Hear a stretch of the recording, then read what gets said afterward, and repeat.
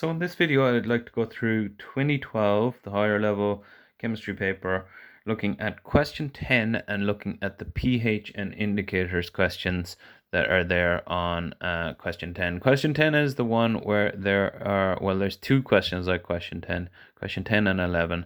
There's three parts and you do two of the three parts to make a full question.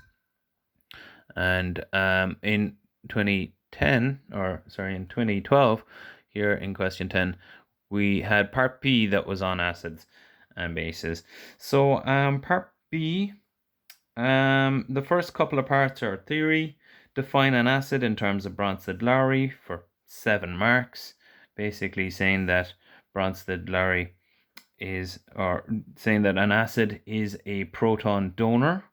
And then what's a conjugate pair? Also part of that 7 marks.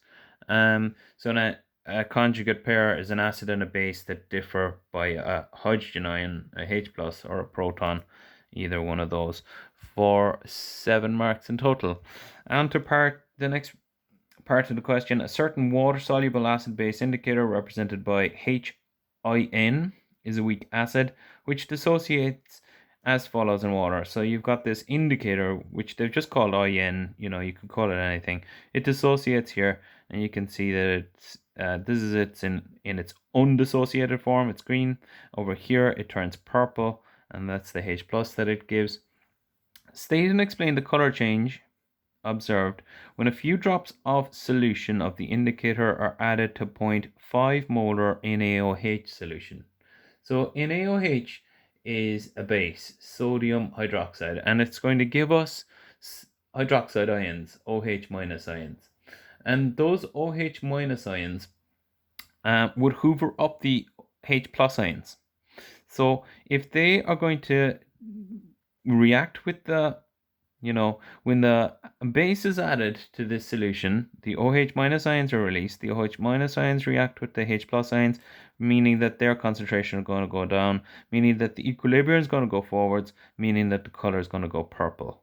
So that the color change is purple, and why? It's because the base provides OH minus ions, which react with the H plus ions, which pushes the equilibrium forwards.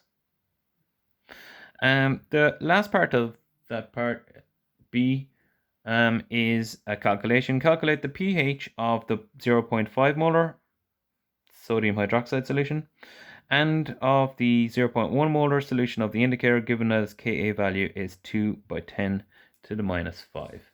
So I'm going to go through the calculation with you just so that you see how we do that part. So this is 2012, question 10, part B, and it's the last part of B. Let's go with part 1 as the first part. The pH of, we have 0.5 molar NaOH. So this is a strong base, and we're looking for the pH of it. Now, because it's a strong base and because it's monoprotic or monobasic in this case, it's going to give us 1 OH for every NaOH. So we're going to just say that the pOH is equal to minus log to the base 10 of the 0.5. Okay, and once we do that calculation, we'll find the pOH. Minus log to the base 10 of 0.5 will give us 0.301. And then when we subtract that, because the pH and the pOH are equal to 14, so we can subtract our pOH 0.301 from the 14, and we'll get the pH of the base in this case, and we get 13.7 roughly. Okay, so that's the answer for part 1 of question 10, the calculation part at least. Part 2 then is looking at the weak acid that is our indicator in the question, and they've given us two values.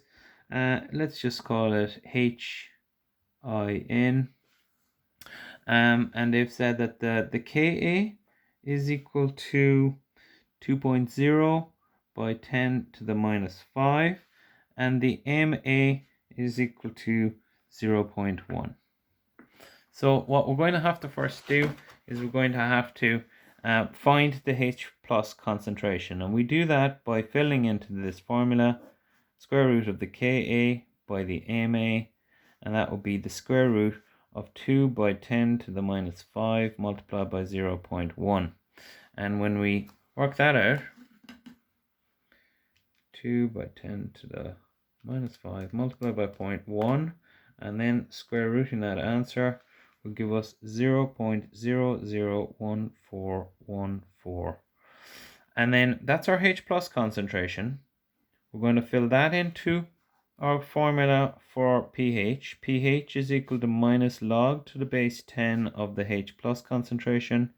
So it'll be minus log to the base 10 of 0.001414.